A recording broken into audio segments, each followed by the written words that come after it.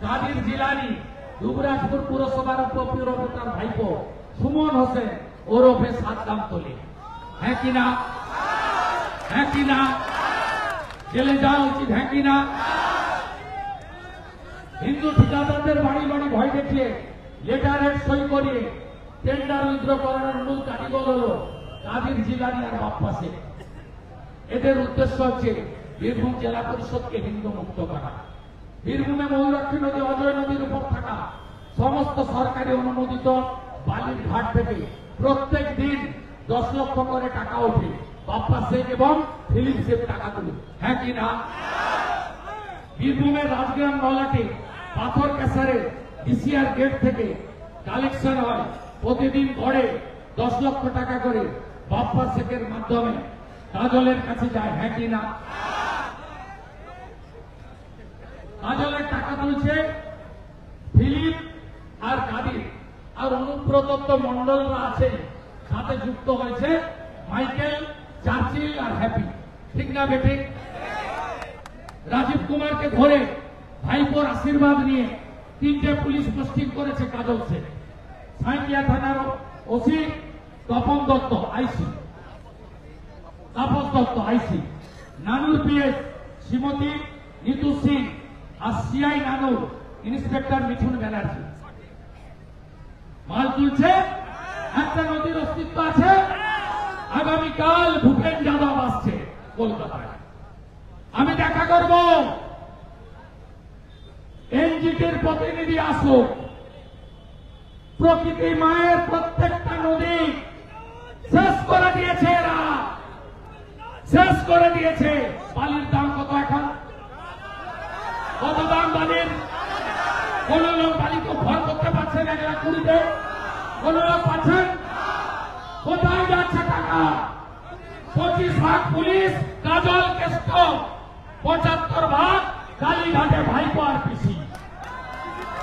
চোর ধরো, চোর ধরো, চোর চোর চোর ধরো, চোর চোর চোর ধরো, পিসি চোর ভাইপো চোর, পিসি চোর ভাইপো চোর।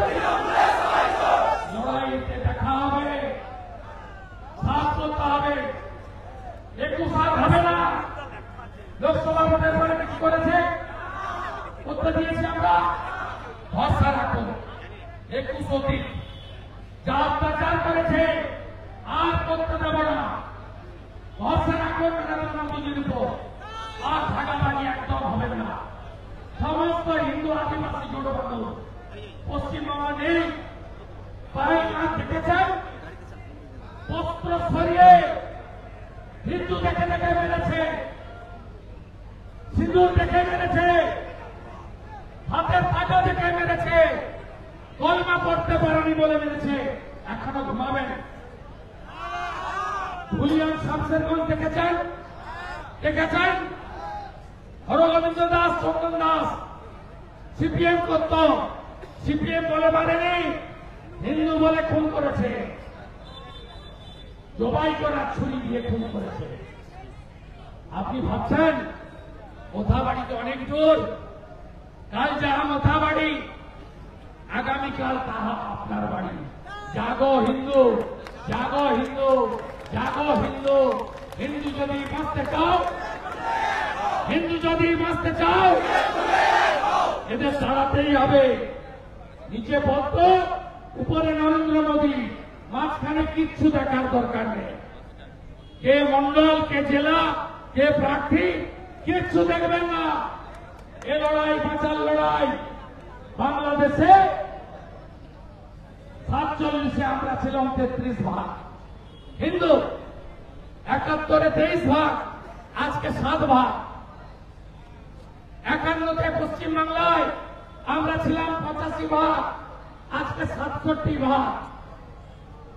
যেদিনকে আপনি 50-এর নিচে নেমে যাবেন না, ধর্ম নিরপেক্ষতা মোহাম্মদ সেলিমের চলবে না, সংবিধান চলবে না। যেদিন চলবে সারিয়া কানুন, মুসলিম পার্সোনাল ল বোর্ডের আইন। এখনো ঘুমাবেন? বুথে গিয়ে ভয় কাটিয়ে ফেলুন। শ্যামাদা তো বলেছে মিথ্যা মামলা হলে বুঝে নেব, জেলে গেলে সংসার চালাবো, জেল থেকে বের করে জেলের গেটে মালা পরাবো।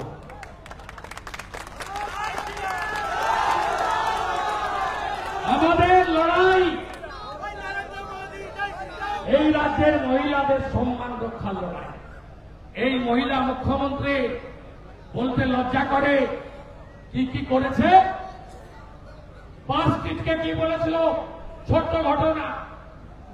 হাসখালিতে বলেছিল লাভ অ্যাফেয়ার্স, কালিয়াগঞ্জে তফসিলি কাতির রাজবংশী মেয়েকে বলেছিল অন্তঃসত্ত্বা ছিল।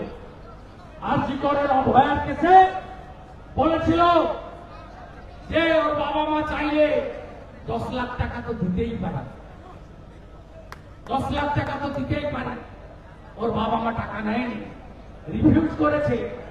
বোলপুরের আইসি আপনার গায়ে চামড়া গন্ডারের হতে পারে, আপনার স্ত্রী মায়ের সম্মান, গোটা বাংলার মা দিদি বোন কন্যার সম্মান।